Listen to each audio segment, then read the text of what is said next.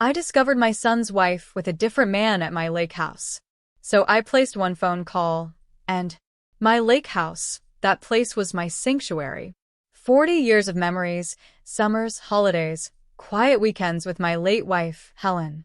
When I pulled into the gravel driveway that Thursday afternoon, I immediately noticed it, a sleek, silver BMW, parked way too close to the side entrance. My gut twisted. I didn't recognize it. Helen had passed 3 years ago, and I tracked every single visitor. I knew every car within a 10-mile radius, for crying out loud. I'd driven up from Cincinnati to meet a contractor about replacing the old, rotting dock.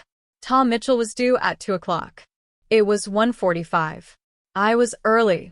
I parked my truck, stepped out, and the crisp April air, thick with pine and thawing earth, felt like a lie. Birds sang. Everything seemed normal, peaceful. I had no idea my world was about to shatter. As I walked towards the front door, I heard it. Laughter. A woman's, then a man's deeper voice, echoing from inside my house. I froze. My hand was already reaching for my phone when the woman's laugh hit me like a physical blow. I'd heard it hundreds of times over the past 8 years, at family dinners, Christmas, my grandson's birthday parties. It was Victoria, my son David's wife. My daughter-in-law. David and Victoria had been married for 8 years. They had Emma, 6, and little Michael, 4, my beautiful grandchildren. David, a software engineer, traveled constantly. I knew he was in Seattle that week for a conference. He'd called me just 2 days before. So, what the hell was Victoria doing in my lake house with another man? I stood there, frozen on the walkway, my mind racing. Maybe I was wrong. Maybe it was the TV. Maybe she'd brought the kids up here for some reason, though I couldn't imagine why she wouldn't tell me. This was still my property. I crept quietly to a side window and peeked inside.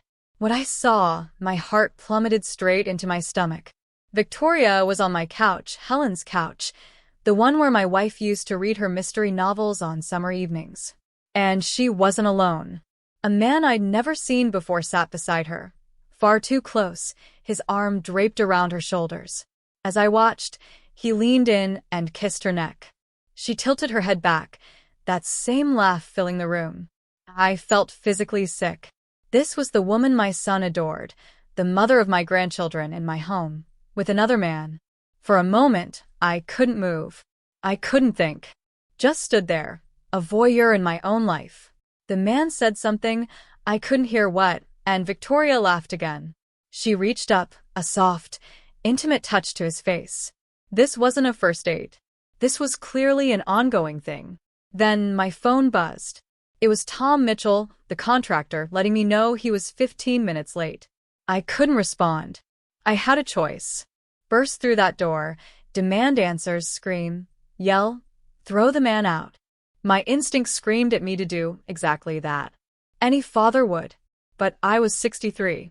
40 years as an attorney had taught me one thing. Acting on raw emotion rarely leads to good outcomes. Evidence matters. Documentation matters. Timing matters. I stepped back from the window, my mind a storm of rage and cold calculation. I walked quietly back to my truck. That's when I made a decision that would define everything that followed. I was going to handle this the right way. I drove about a quarter-mile down the road, parking in a small turnout hidden by trees. For 10 minutes, I just sat there, thinking, planning. My hands were shaking, but my mind was crystal clear. First, I needed evidence. Real evidence, something that would hold up. Photographs, timestamps, anything to prove what I'd seen. I reached into my glove compartment and pulled out the small digital camera I kept there for insurance photos, an old habit from my legal career. Always document. I got out and walked back towards the lake house through the woods. There was an old path Helen and I used to take for morning walks. It came out behind the storage shed. From there, I'd have a clear view of the back deck and the large windows. Slowly, carefully, I moved. I didn't want a sound. Didn't want to alert them. Part of me felt ridiculous, creeping through the woods like some spy. But the larger part knew this was absolutely necessary. When I reached the shed, I had a perfect vantage point. Curtains open. Through the huge windows, I could see right into the living room. Victoria and the man had moved from the couch. They were by the kitchen island now. He was pouring wine into 2 glasses. My wine, I realized. Wine I'd bought last fall. My blood ran cold. I raised the camera and started shooting. Click, Victoria accepting a glass of wine. Click, the man's hand on her waist. Click, Victoria leaning into him. Click, a kiss. A long, sickening kiss. Over the next 10 minutes, I took maybe 20 photographs. Each one felt like a fresh knife twisting in my chest. This was my son's wife. The woman who'd promised to love and honor him. The mother of my grandchildren. My mind went to David. All his hard work. How much he loved Victoria and the kids. How he always talked about their future. Every extra hour at work, every business trip, all supposedly for her. And this is what she did while he was away. My phone buzzed again. Tom Mitchell, now at the lake house, wondering where I was. I quickly texted back, told him I was delayed, and asked if he could come back in an hour. Good. That gave me time. I kept watching. The man and Victoria moved towards the back door. For a moment, I thought they'd come outside, and I pressed myself against the shed wall. But they just stood there looking out at the lake. He wrapped his arms around her from behind. She leaned back against him. They looked comfortable, natural, like a real couple. This wasn't some impulsive fling. This was a relationship, an ongoing affair. After a few more minutes, they moved away and disappeared from view. I waited. About 15 minutes later, I heard the front door open and close. I crept around the shed. The man was walking towards the silver BMW. Maybe 40 years old, tall, dark hair, expensive clothes, a sport coat, designer jeans. He looked successful, confident. He got into the car, started the engine. I raised my camera one last time and photographed his license plate. After he drove away, I stayed hidden for another 10 minutes. I wanted to see what Victoria would do. Eventually, she came out, purse in hand. She locked the house with a key. A key to my house. I'd given David a spare years ago. Apparently, he'd given it to her. She got into her white Lexus SUV and drove away, in the opposite direction from the BMW. Smart. They weren't leaving together. No chances taken. I waited until both cars were long gone, at least 15 minutes, before walking back to the lake house. I let myself in with my own key and looked around. The wine glasses? Washed and put away. Couch cushions? Straightened. If I hadn't seen it with my own eyes, I never would have known. She was careful. Meticulous. How long had this been going on? I walked through the house, searching for any other signs. In the master bedroom, the bed was made, but not quite the way I remembered. The pillows were different. A slight indentation in the comforter. I stood in that doorway, the bedroom where Helen and I had slept for 40 years, and a rage built inside me unlike anything I'd ever experienced. Not just for my son's betrayal, but for the utter violation of my home. My memories, Helen's memory. Victoria had brought her lover here, to this sacred place. Used it like some cheap motel. I took a deep breath. Forced myself to calm down. Rage wouldn't help David. Only evidence would. Only a plan. I called Tom Mitchell and had him come back. We discussed the doc, materials, timelines, costs. The whole time, my mind was a million miles away, but I maintained appearances. Everything had to seem normal. After Tom left, I sat down at the kitchen table with a legal pad. This was what I did best. Building a case, analyzing facts, planning strategy. First question. Who was the man? I had his license plate. I still had contacts from my legal career who could help. A friend who ran a private investigation firm. We'd worked on dozens of cases. I picked up my phone and called Frank Peterson. Frank and I went way back.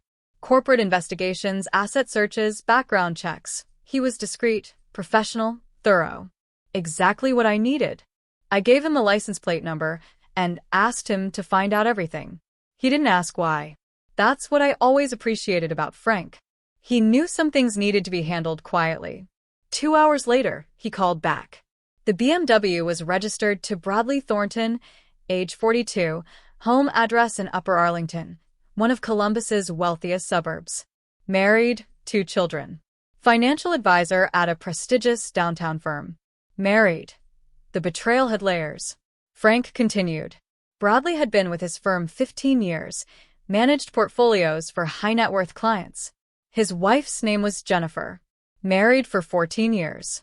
I asked Frank how long he thought this affair might have been going on. He said he'd need to dig deeper, phone records, credit card statements. It would take time, resources. I told him to do whatever was necessary. Money was not an issue. My son's future was at stake. Over the next 2 weeks, Frank compiled a comprehensive file on Bradley Thornton and his relationship with Victoria. What he found was worse than I'd imagined. The affair had been going on for at least 18 months. Frank found hotel receipts, restaurant charges, even a weekend trip to Chicago that Victoria had told David was a girl's getaway with college friends. She'd been with Bradley the entire time. But that wasn't the worst part. Frank discovered something else that made my blood run cold. Victoria had been making withdrawals from the joint checking account she shared with David. Small amounts at first, a few hundred here and there. But over the past year, the amounts had surged, $2,000, $3,000, $5,000. Always in cash. Always when David was traveling for work. The total was over $40,000. Frank couldn't prove where the money was going, but he had a theory. Bradley Thornton had recently taken out a second mortgage on his house. His firm was under investigation for questionable investment practices. He was in financial trouble. Victoria wasn't just cheating on my son. She was stealing from him to support her lover. I sat with that information for 3 days. Didn't sleep much. Couldn't eat. Every time I closed my eyes, I saw Victoria's face. That innocent smile she always gave David. The way she called him honey and told him she loved him. All of it was lies. Every single word. I wanted to tell David immediately. Drive to his house, show him everything. But I knew that would be a mistake. David loved Victoria.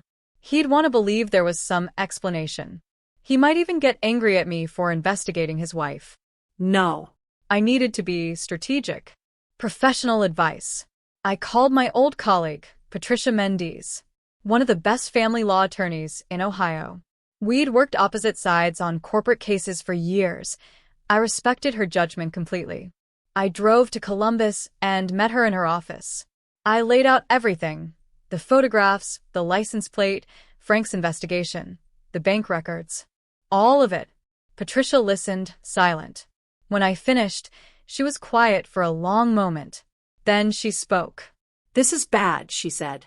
But it's also an opportunity. If your son wants to divorce her, he has grounds for fault. More importantly, the financial fraud gives him massive leverage for custody and the property settlement. She explained the legal strategy. In Ohio, adultery alone doesn't affect divorce proceedings much anymore. But the financial misconduct was different. If Victoria had systematically stolen from marital assets to give to her lover, that was dissipation of marital funds. It could significantly impact how property was divided. And custody was even more critical. Victoria had lied to David for at least 18 months. Stolen money. Prioritized her affair over her children's welfare. All of this could be used to argue David should have primary custody of Emma and Michael. But, Patricia warned, timing was critical. We needed David prepared. All documentation in order. And we needed to act before Victoria had any chance to hide assets or destroy evidence. I asked Patricia, the first step. You need to talk to David, she said. That was the hardest conversation of my life. I called David and asked him to come to my house in Cincinnati. Important, I said. In person. He sounded concerned but agreed to drive down that Saturday. When he arrived, I sat him down in my study, the room where I'd worked countless cases, where I'd always felt most in control. I didn't know how to begin. How do you tell your son that his wife has been betraying him? That the woman he loves, the mother of his children, has been lying to him every single day? I started with the lake house. Told him about driving up, hearing the laughter, seeing Victoria through the window. David's face went pale. He started shaking his head before I even finished. No, he whispered. That's not possible. Victoria would never do that. I showed him the photographs. He stared at them for a long time. His hands trembled. I watched my son's heart break in real time, and it nearly destroyed me. When he finally spoke, his voice was barely a whisper. "How long?" he asked. I told him everything Frank had discovered. The 18 months, the hotels, the trip to Chicago, Bradley Thornton, his wife, his financial troubles. And then I told him about the money. David looked at me like I had stabbed him. $40,000, he kept repeating. $40,000. I showed him the bank records, the withdrawal patterns, how Victoria had timed everything to coincide with his business trips. David stood up, walked to the window. He stood there for a long time, looking out at the backyard where he'd played as a child, learned to throw a baseball, where he'd brought Victoria to meet his mother for the first time. Finally, he turned around. "What do I do, Dad?" I told him about Patricia Mendes, the legal strategy, how we could protect him and the children. David nodded slowly.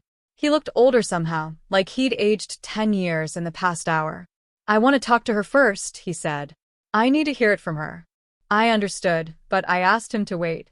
Just a few more days. We needed everything in place. Secure the remaining finances. Document all accounts before Victoria had any chance to move things around. David agreed. He trusted me. He always had. Over the next week, Patricia and I worked quickly. Subpoenaed bank records. Documented joint accounts. David's separate retirement funds. Gathered every piece of evidence into a comprehensive file. Patricia also discovered something else. Bradley Thornton's firm wasn't just under investigation. They were facing a federal inquiry for mishandling client funds. Bradley was potentially looking at criminal charges. His affair with Victoria was the least of his problems. I decided to make one more phone call. Not to Victoria, not to David, but to someone else entirely. I called Jennifer Thornton, Bradley's wife. She answered on the third ring. Her voice was pleasant, unsuspecting. Probably thought I was selling something. I introduced myself. Told her I was sorry to bother her, but I had information about her husband she should know. I told her I had evidence of an ongoing affair between Bradley and a woman named Victoria. There was a long silence. When Jennifer finally spoke, her voice was ice cold. She asked me to send her the evidence. Gave me an email address. I sent her a selection of photographs, hotel receipts, the trip to Chicago. Jennifer called me back 2 hours later. She thanked me. Her voice was shaking, but she thanked me. She said she'd suspected something for months, but couldn't prove it. This explained so many things. The late nights, the business trips, the second mortgage she questioned. She asked me what I was going to do.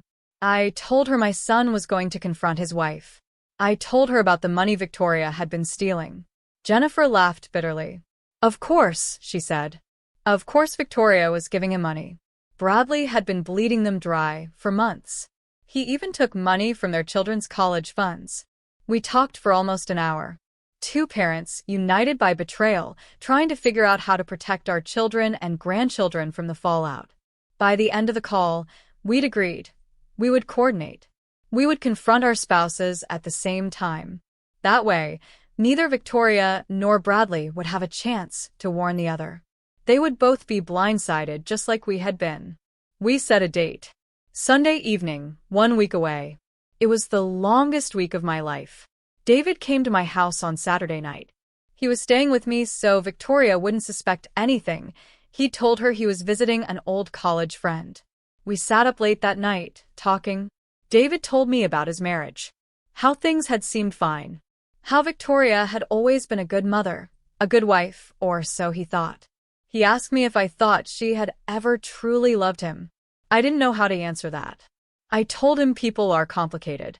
Love and betrayal can exist in the same heart. What mattered now wasn't the past, but the future.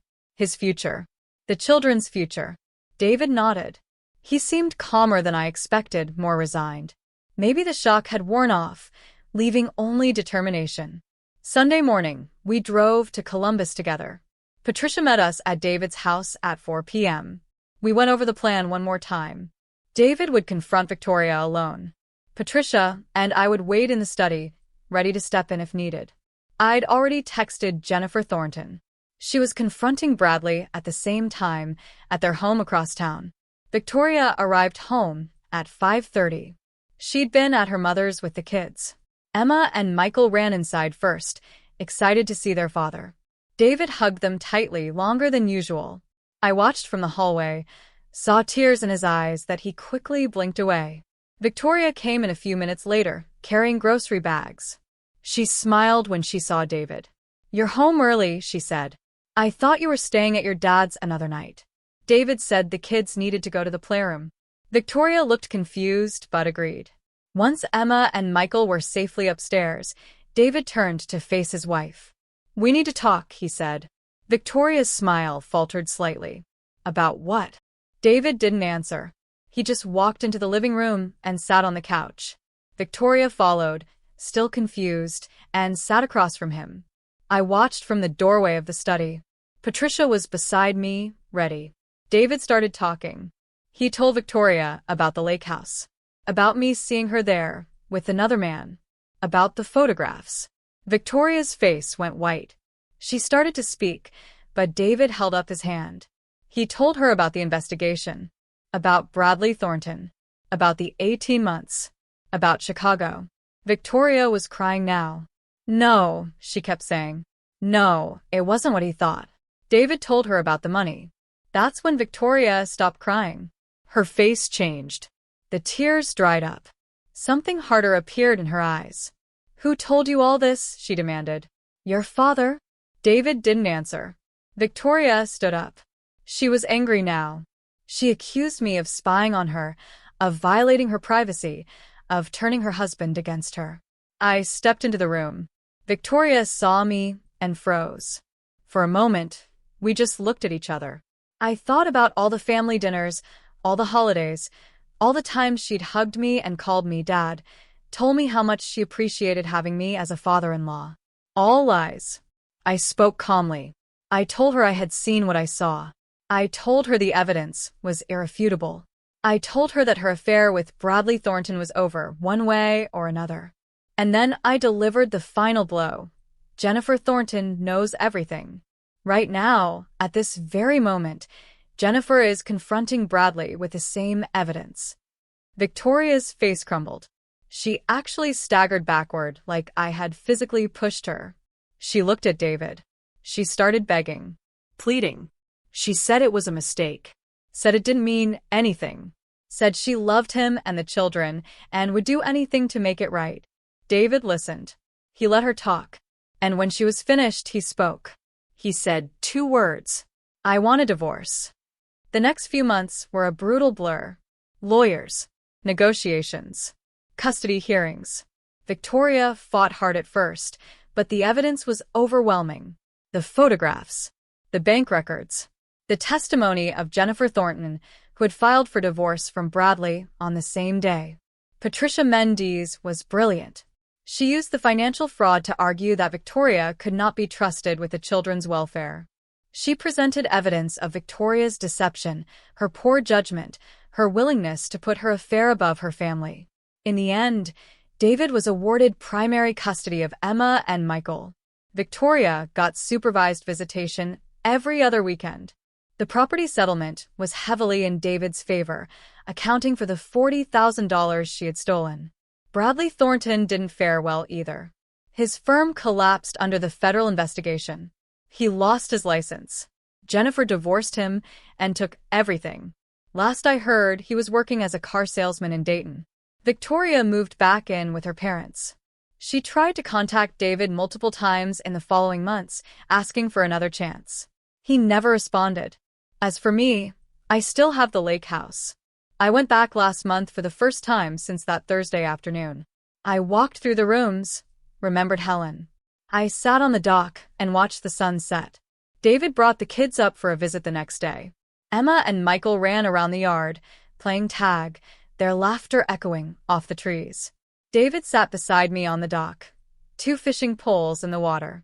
"Thanks, Dad," he said. I asked him for what. "For everything," he replied. "For handling it the right way.